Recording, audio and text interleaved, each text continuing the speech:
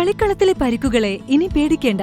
എല്ലാവിധ സ്പോർട്സ് ഇഞ്ചുറികൾക്കുമുള്ള സമഗ്ര പരിഹാരം ഇവിടെയുണ്ട്. ABC orthopaedic hospital, near Kairali theatre, Calicut road, Manjeri. Manjeri കേന്ദ്രീകരിച്ച് വിൽപ്പനയ്ക്കെത്തിച്ച MDMA-യുമായി 2 പേർ പിടിയിൽ. ഇവരിൽ നിന്നും 30,000 രൂപയോളം വില വരുന്ന 10.35 ഗ്രാം MDMA പിടിച്ചെടുത്തു.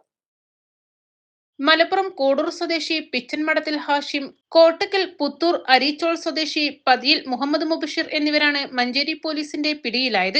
ഇന്നലെ ഉച്ചയോടെ മേലാക്കത്ത് നിന്നാണ് ഇവർ പിടിയിലായത്.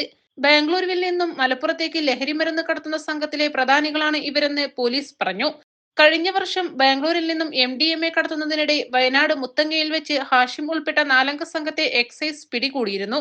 ഈ കേസിൽ 10 ദിവസം മുൻപാണ് ഇയാൾ ജാമ്യത്തിലിറങ്ങിയത്. ഹാഷിമിന്റെ പേരിൽ മലപ്പുറം സ്റ്റേഷനിൽ മോഷണക്കേസും നിലവിലുണ്ട്. പിടിയിലായവരെ വിശദമായി ചോദ്യം ചെയ്തു വരികയാണ്.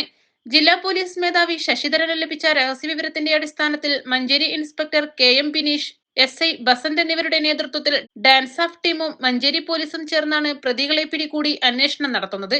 East live, Manjeri.